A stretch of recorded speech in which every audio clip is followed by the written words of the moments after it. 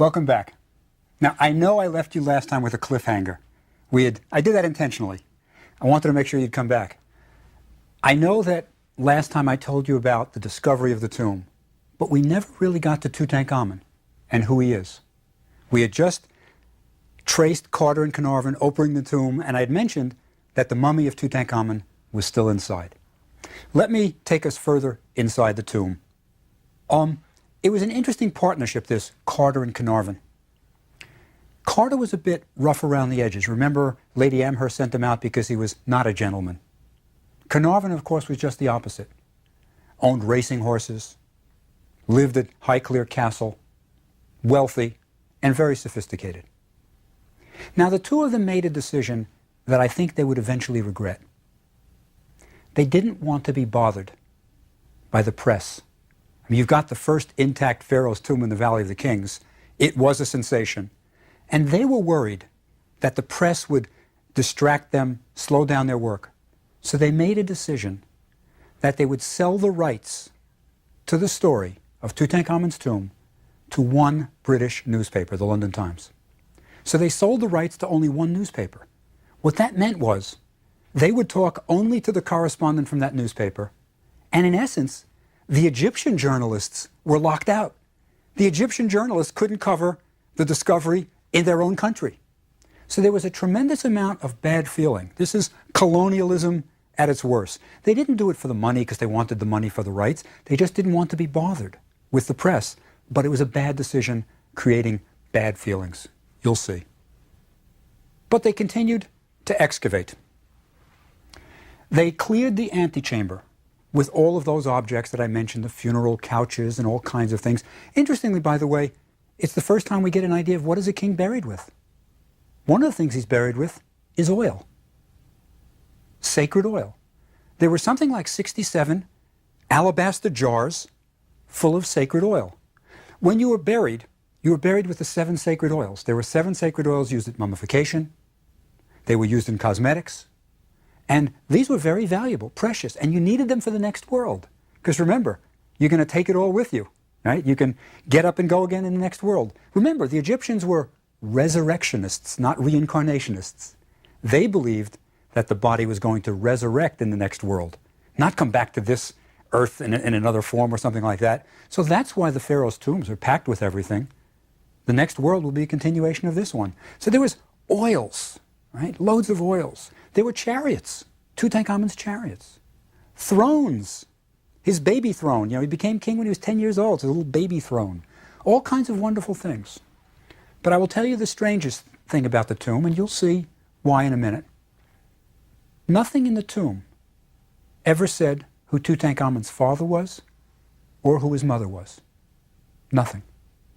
You know, in the end, after Carter had cleared everything out of the tomb, and this is now the 1930s, it took that long to clear the tomb, Carter said, in the end, Tutankhamun escaped me. He still didn't know anything about Tutankhamun.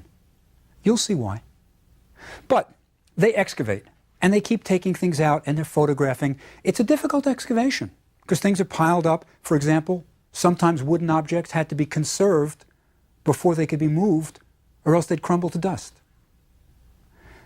Carter wired to America, saying he needed help. He wired to the Metropolitan Museum of Art, and the Metropolitan said, "We will give you our photographer, Harry Burton." They had a photographer. They were excavating the Metropolitan Museum of Art, and Burton was the greatest archaeological photographer, and Burton became the photographer for Howard Carter. So all those wonderful pictures of the tomb from the 1920s are all by Harry Burton, from the Metropolitan Museum of Art. So they're photographing, they're recording, doing everything as carefully as they can, and finally, they get to the burial chamber. Will Tutankhamun be there? Nobody's sure even. Nobody's sure. It's a small room, maybe something like 14 feet square. And when they open it, the amazing thing is they look in and they see a gold wall. They can't see anything else. There are no objects, just a gold wall. They're looking through this hole. And what it was, a golden shrine. Now, it's not solid gold. It's wood that's been gilded. And it's a large shrine that takes up almost the entire room, floor to ceiling. There's only about 2 or 3 feet between the shrine and the wall all around it. And it's a very difficult problem. How do you excavate this? The shrine was built inside the room in pieces. And it won't fit out, of the wall, through the wall, the hole they've made. So they've got to take it apart. Now the problem for Carter is, when the wood shrine was put inside the tomb, it was fresh wood. It was strong. It was solid. He's now dealing with wood that's 3,300 years old, and he's got to take it apart without breaking it. There's another problem. The workmen didn't follow the instructions. Sometimes workmen do that, I hear. The shrine came labeled. You know how when you get a kit, sometimes it says insert tab A in slot A? The shrine had written on it, in ink, instructions for the workmen. One side says front, another side says rear. So the lid, front and rear, and then on the side it says front and rear, and then on the other side it says front and rear, so you know not to mess it up. You know how it fits in. Well, they got a couple of them turned around. They didn't follow the instructions. Maybe they couldn't read. Maybe they didn't know what they were doing. But it was jammed on, and it was very, very hard for Carter to remove the shrine. But he did, working under terrible conditions. So he removes the gold shrine, takes it apart, and brings it out through the hole they've made into the burial chamber. Inside it is another gold shrine. They remove that one, it's smaller, and inside that is another gold shrine. Now, interesting, the shrines didn't have any floors. So in other words, they rest right on the tomb floor. They would find out why. So the shrines are now removed, and they have reached the sarcophagus. At this point, they knew they had an intact tomb. They knew it, because the last shrine was sealed. The bolts were still shut. Nobody had entered. They were going to get Tutankhamen. So now they're at the sarcophagus, right? Okay, you've got a stone sarcophagus, and you have to raise the lid. Problem. Every step of the way is a problem for Carter. The problem is the lid had been cracked in antiquity and had been patched, repaired, and painted over to look like it wasn't cracked. So if you lifted it, it might break. So they very carefully, they get the ropes under it, they get the chains under it, they lift it, and then disaster strikes. As I said, there was a lot of bad feeling about Carter, Carnarvon giving it only to the English papers. Carter and Carnarvon had had an official opening for the wives of the excavators, the wives of the team, most of whom were Brits, most were British, and no Egyptians were invited. A real faux pas. This infuriated the Egyptian press, infuriated them. Carter said, we can't work under these conditions of everybody visiting the tomb. And Carter went on strike, right? Leaving the lid of the sarcophagus suspended. The Egyptian government retaliated by locking Carter and Carnarvon out of the tomb, saying, this is our tomb. And the lid is left hanging over the sarcophagus. Eventually, it was ironed out. It was finally ironed out. I think the Egyptian government realized that Carter was the only man who could really excavate it. He was a skilled excavator. I think Carter probably realized his errors, and the excavation went on. But in the interim, Lord Carnarvon dies. Now, you have all heard about the curse of Tutankhamen, the curse of King Tut. I think the reason for the curse, this myth of the curse, is that Carter and Carnarvon weren't giving interviews to any newspapers besides the London Times. The newspapers had nothing to write about. They had to make up something. And as soon as Carnarvon died, it was the curse of Tutankhamen. And they started saying all kinds of things. Now, we know how Carnarvon died. He died of an infected mosquito bite in Cairo. He was shaving. He cut himself with his razor, became infected, and he died. So, no curse. And it's not true that many people died soon after him. No. A typical random sampling of people in the tomb died. So, there was no curse, but I think it was a result of the reporters not having anything to write about. So Carnarvon dies, and Carter must press on by himself, finally excavating the tomb. Inside the sarcophagus were 3 nested sarcophagi. And Carter has a great deal of difficulty getting them out. They are a tight fit, very tight fit, with pins closing them, has to saw them open, you know. They're coffins that are gilded. And then they get to the last one. They're lifting the lids, and they get to the last one. And inside is Tutankhamen. On the day of burial, as he was left, the first time you see a pharaoh intact, in his coffin, in his tomb. At first, they didn't know what they were looking at. There was a gauze over the face, and they weren't sure. It looked like it was blurred. Then they removed the gauze, and then they saw, of course, that fabulous golden coffin. Now, this is why there was no floor to the shrines. The last coffin, the third innermost coffin, was solid gold, 250 pounds of gold. It was incredibly heavy, and they had trouble lifting it. They didn't know why it was so heavy. But the problem they had immediately confronting them was how to get Tutankhamen out of the coffin. He's in this gold coffin, but he's stuck in it. On the day of burial, they poured sacred oils on Tutankhamen. Those oils had congealed over 3,300 years, and it was now like tar. He was stuck. And they didn't know how to get him out. They tried all kinds of things. You wouldn't believe what they tried. You would not believe it. They took it outside and left it in the sun, hoping that the sun would soften it. It didn't. Carter created zinc plates, put it underneath the coffin, and with a blowtorch, put a blowtorch to the zinc plates so the coffin wouldn't melt, and tried to heat it. It didn't work. Eventually, they had to chip Tutankhamen out of the coffin. Had to chip him out of the coffin. Now, this is the first point where we get the mummy of Tutankhamen. And as I said, I think what we learn from the mummy of Tutankhamen is even more interesting than what we learn from the objects in the tomb.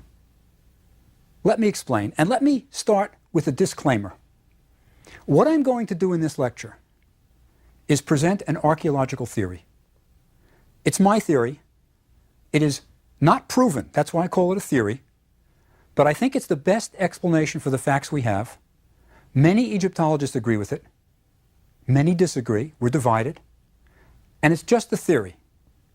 But the theory is that Tutankhamen was murdered. And I think the body, combined with the circumstances around him, suggest murder very strongly. So let me present the theory to you, and you'll see how the mummy plays a central role.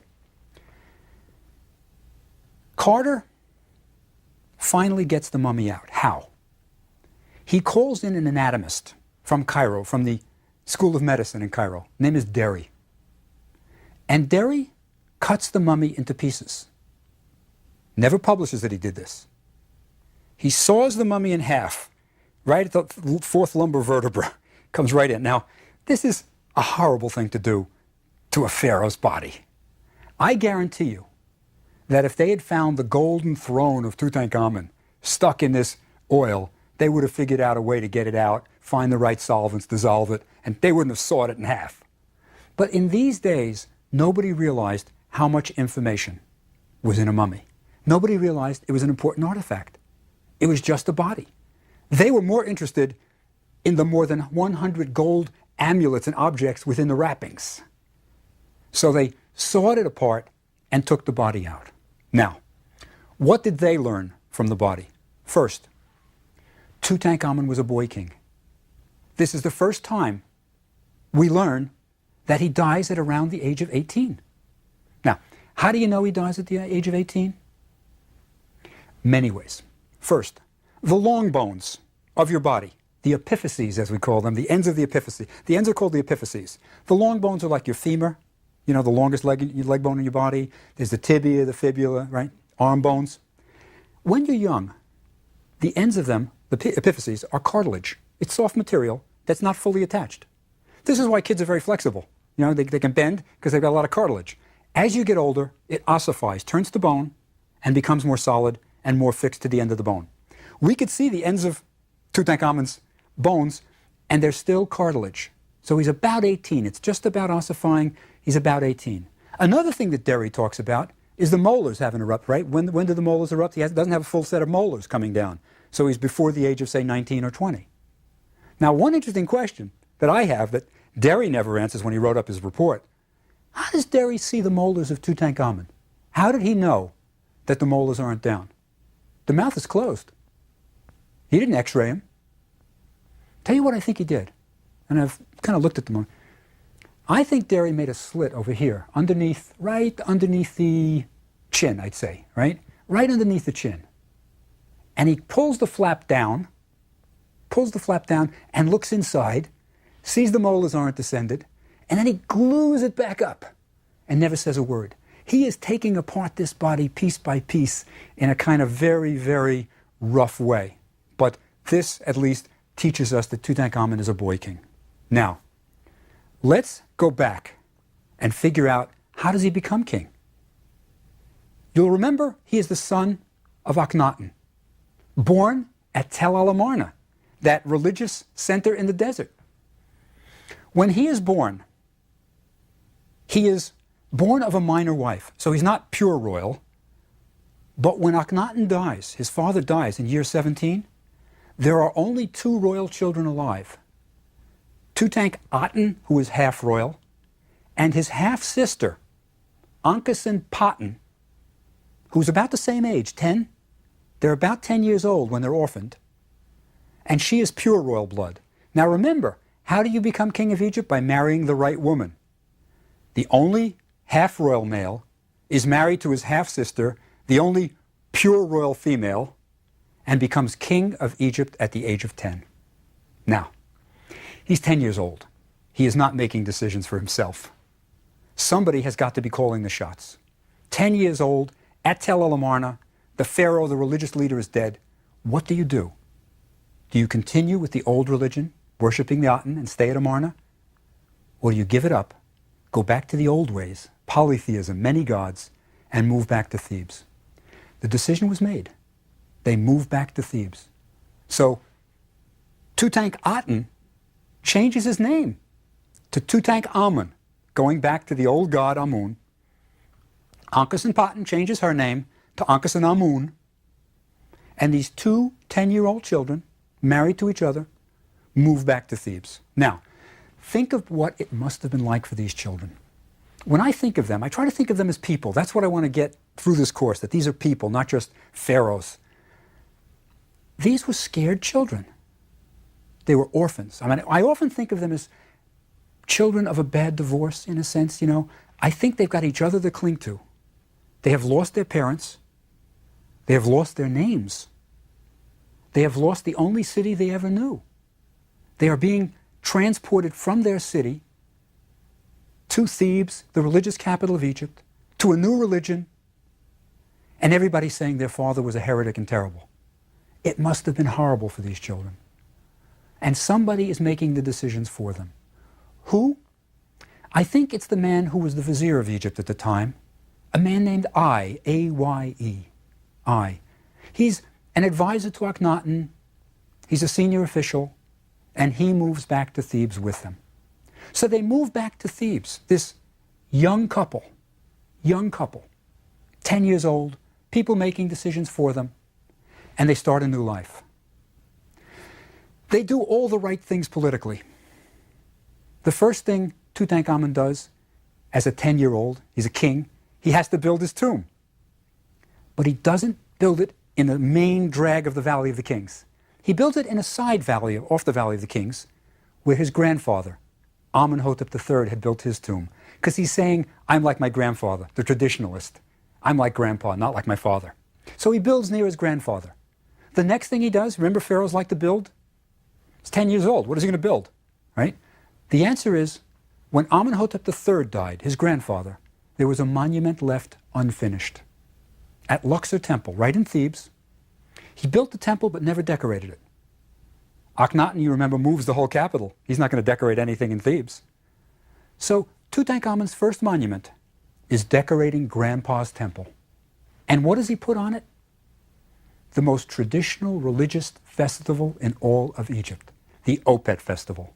This was a festival, it was a time of feasting, drinking, eating, all paid for by the government.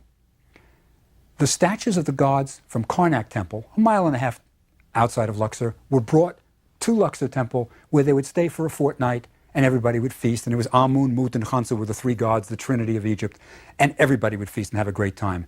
Tutankhamen shows it on the walls, the Opet festival. Again, he's saying, I'm a traditionalist. So things are going fairly well for these two kids. They are bringing back the old religion to Egypt. They must have been very popular. Now, you remember I said, I'm going to try to suggest that Tutankhamen was murdered. Why would anybody murder him? Well, let me say how I came to this theory. Derry's examination of the mummy of Tutankhamen was not the only one. Not the only one. Later, in the 1960s, Tutankhamen was x-rayed. Now, the mummy has never left the tomb because it is the only pharaoh's body found intact in a tomb in the Valley of the Kings. The Egyptian government decided when they moved all the treasures out of the tomb, they would leave the mummy inside the sarcophagus. It's still there. Tourists don't know it. You can't see it, but it's in the sarcophagus. And in the 1960s, a portable x-ray machine was brought in, and the mummy was x-rayed. About 10 years ago, I was watching a documentary on TV about Tutankhamen. And the man who x-rayed Tutankhamen was talking about the skull x-ray. And I remember him vividly saying, and if you look over here on the x-ray, and he's pointing to a spot in the back of the skull, it looks like there may have been a blow to the back of the head here. And this in turn could have caused a buildup of blood pressure, which in turn could have caused death. So he's saying there seems to be a blow to the back of the head which could have caused death. Far from murder. Far from murder.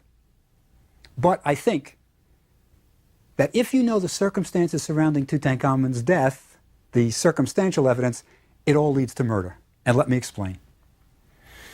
We now know that Tutankhamen dies at the age of 18. What does his widow do? Ankhesenamun. Right? She's widowed. She's the only royal person alive now. Whom will she marry? Who will become king of Egypt? She does something totally unheard of. She writes a letter to the enemy, the Hittite king. Now, the Hittites were one of the traditional enemies of Egypt. And the letter is so bizarre that the Hittite king does not believe it. She says, "My husband has died. I have no sons. They say that you have many sons. Send me a prince, I will marry him and make him king of Egypt. Never will I marry a servant of mine. I am afraid." Very strange letter. The queen of Egypt is afraid? Of whom? And what does it mean, never will I marry a servant of mine? A commoner? And why is she writing to the Hittite king? Aren't there plenty of eligible Egyptian noblemen, maybe? Very strange. The king does not believe it. He's never heard anything like it, and he sends an ambassador to Egypt to see if it's true. The ambassador comes back and says it's true. The queen is widowed. There's no one marrying her. The prince is sent. Finally. And we know what happens to the prince, because we have the letters in the archives. The prince is murdered on the borders of Egypt before he enters. He is killed. What happens next? If you want to know what happens next, look on the walls of Tutankhamun's tomb. It's almost like a photograph of the burial of Tutankhamun. On the wall of Tutankhamun's tomb is a picture of a ceremony being performed on his mummy. It's called the opening of the mouth, so that Tutankhamun can speak and breathe again in the next world. An implement is touched to the mouth by a high priest, a little wooden implement called an adze, to open the mouth ceremonially. And we see Tutankhamun wrapped as a mummy, kind of dressed like the god Osiris, god of the dead, and the ceremony is being performed on him. Now, who is performing that ceremony? The person performing a ceremony is wearing a leopard skin. He's a high priest. But that's not all he's wearing. He is wearing the crown of a pharaoh. The next pharaoh is painted on the walls of Tutankhamun's tomb, performing the opening of the mouth ceremony. And who is the next pharaoh? I, the vizier, of Egypt. Somehow I has become king of Egypt, while Ankhesenamun is writing to the Hittite king and saying, send me a prince. How does I become king of Egypt? The answer is in a finger ring, which was found by an Egyptologist in the 1930s named Newberry. And on the finger ring is a double cartouche, two ovals showing the names of Ankhesenamun, the widow of Tutankhamen, and I. They've been married. Newberry recognized that this means that I, a commoner, has married Tutankhamun's widow. Right? Now, think about what the chronology must have been. She's writing to the Hittite king, and I is painting himself on the tomb simultaneously as the next king. Right? Now, what happens to Ankhesenamun? She was afraid. She might have realized that Tutankhamun was murdered. Blow to the back of the head, perhaps. What happens to her? The answer is she disappears from history. The last thing we ever hear about Ankhesenamun is this finger ring. She has married I becomes king, and Ankhesenamun disappears from history. We don't even have her tomb. One of the things that Newberry wondered, and I wondered, is what about I's tomb? Is Ankhesenamun shown in I's tomb? She's the queen who makes him king. She is the Hemet Weret, the great wife. Is she shown there? Well, Newberry wrote to Carter and said, Carter, go to I's tomb and see if her cartouche is there. See if Ankhesenamun is on the wall. I don't know if Carter ever did go to I's tomb and look, but I did. And there is no sign of Ankhesenamun. There is a cartouche and a queen, but the cartouche is very short, and Ankhesenamun's name is very long, Ankhesenamun. I's first wife, from Tel El Amarna, from the good old days, was named T, a very short name. So he's got his first wife depicted as the Queen of Egypt, and Ankhesenamun has disappeared totally from history. Now, we don't even have her tomb. Nothing of her has ever been found. Now think about it. And remember I said this is just a theory. It's a murder theory, but I think it's reasonable. What would happen if we have a man is dead at the age of 18, blow to the back of the head. His widow writes, saying, I'm afraid, never will I marry a commoner. We then discover that she marries a commoner, and then she disappears from history. I think it's true to say that there would have been an investigation at least. Now, I don't think that I've proven that Tutankhamen was murdered, but let me say what I think is the scenario. I has always been calling the shots for the young children, the vizier. But now Tutankhamen's 18, so is Ankhesenamun, about the age where perhaps he can rule by himself, where he doesn't need I anymore. Ankhesenamun has given birth twice. There are two fetuses inside the tomb of Tutankhamen. Two fetuses, two miscarriages that were buried with them. So we know she's of childbearing age, and if the next one survives, we have a new king of Egypt, and I will no longer be needed. So I think I sees that this is his chance to become king of Egypt, and he better act quickly. So Tutankhamen is somehow dispatched by a blow to the back of the head. Ankhesenamun writes to the Hittite king. The prince we know for sure is murdered. We have the records. And this can't be an easy thing to do. The prince is coming with an entourage. This is the Hittite prince who's going to be king of Egypt. He's murdered. That's one murder for sure. Ankhesenamun disappears from history after saying, I'm afraid, and all of a sudden, I is king of Egypt. I think it's reasonable to think that perhaps Tutankhamen was murdered at the age of 18, and maybe even his widow was murdered. Now, I like to think that there's justice in the world. There is an ancient Egyptian saying that to say the name of the dead is to make them live again.